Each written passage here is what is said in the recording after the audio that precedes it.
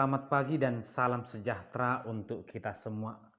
Bapak Ibu saudara terkasih, di pagi hari ini kita kembali berjumpa untuk mendengarkan firman Tuhan yang mengajarkan kepada kita tentang pertolongan Tuhan.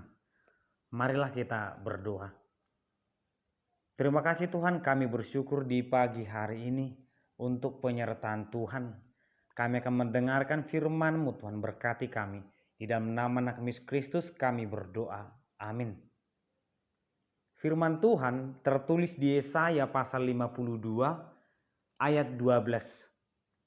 Sungguh kamu tidak akan buru-buru keluar dan tidak akan lari-lari berjalan, sebab Tuhan akan berjalan di depanmu dan Allah Israel akan menjadi penutup barisanmu.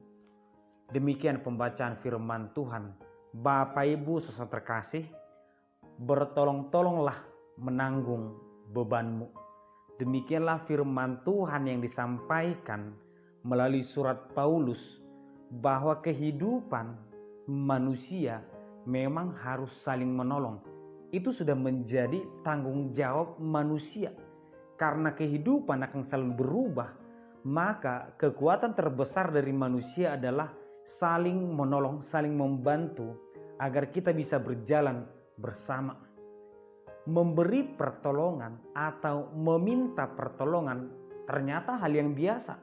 Terkadang orang yang sama akan meminta pertolongan, tapi dalam waktu yang berbeda bisa jadi orang yang akan meminta tolong kepadanya. Sehingga kita harus siap terhadap dua hal tersebut. Namun, apakah pertolongan yang sebenarnya? Terkadang ketika kita meminta pertolongan kepada orang lain, kita menemukan suatu persoalan. Apa yang kita minta sering berbeda dengan apa yang diberikan. Bukan karena pemberiannya salah. Terkadang kita meminta 10 pertolongan, orang lain hanya memberikan 1. Terkadang kita meminta banyak, orang lain hanya memberikan sedikit. Kita meminta agar persoalan kita selesai, ternyata orang lain membantu dengan doa, dengan pendampingan. Apakah itu pertolongan yang benar? Apakah selama ini ketika kita hadir ke dalam sebuah rumah yang sedang berduka, kita memberikan penghiburan? Apakah itu pertolongan yang sebenarnya? Atau jangan-jangan pertolongan itu adalah ketika kita meminta sesuatu, maka sesuatu itu harus terjawab. Ketika kita memiliki persoalan, maka jawaban dari permintaan persoalan harus selesai. Dan ternyata dari Tuhan sendiri kita belajar bahwa Tuhan memiliki banyak cara dalam menolong, dalam memberikan jawaban terhadap pergumulan. Pertama, ada kalanya Tuhan bertindak secara langsung. Ini dialami oleh Musa dalam perjalanan di padang gurun. Ketika banyak orang yang memberontak, Tuhan yang bertindak. Kepada orang Mesir, Tuhan yang bertindak secara langsung. Tuhan mengutus Musa dan bangsa itu dituntun secara langsung. Tetapi ada kalanya pertolongan Tuhan itu seperti dalam teks ini.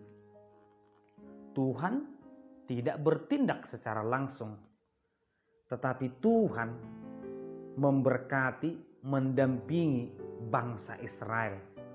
Firman Tuhan berkata, Tuhan akan berjalan di depanmu dan Allah Israel akan menjadi penutup barisanmu. Tuhan mendampingi mereka dalam menghadapi persoalan itu. Ternyata pertolongan Tuhan dengan cara yang berbeda. Tuhan tidak langsung menyuruh mereka keluar dari pembuangan Babel, tapi penyertaan Tuhan jelas. Oleh karena itulah penyertaan ini juga merupakan pertolongan yang sangat kuat, yang sangat luar biasa. Sehingga bangsa itu mungkin akan berpikir, kita akan melarikan diri dari sini, kita akan berlari dengan cepat, dengan penuh ketakutan. Tetapi Tuhan berkata, jangan. Kamu tidak akan berlari dengan penuh ketakutan. Kamu tidak akan bersembunyi dari serangan. Tapi percayalah, aku akan mendampingimu dalam barisanmu, sehingga kamu tidak takut. Bapak Ibu saudara terkasih, dan memang jawaban ini sering terdengar kita, sering disampaikan kepada kita, bahwa terkadang Tuhan memang akan menyelesaikan persoalan kita, menyembuhkan kita, memberikan kekuatan untuk melawan setiap penyakit. Tapi ada kalanya pertolongan Tuhan itu adalah penyertaan. Tuhan tidak akan menghentikan badai, tetapi Tuhan menyertai kita menghadapi badai itu. Terkadang Tuhan tidak menghilangkan penyakit, tetapi Tuhan akan menyertai kita menjalani setiap proses pengobatan itu.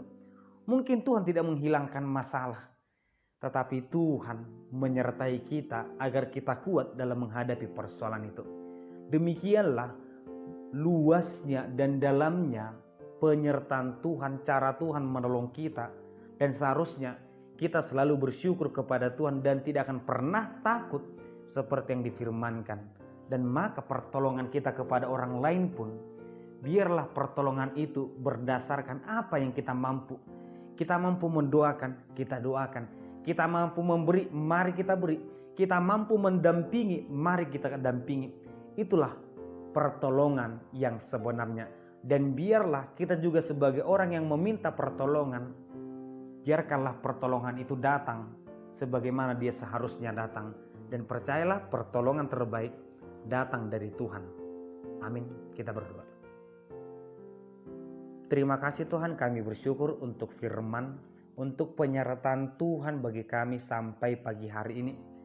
Kami bersyukur Tuhan untuk hari-hari yang Tuhan anugerahkan. Perjalanan hidup kami Tuhan biarlah tetap dalam penyertaan-Mu. Berkati kami.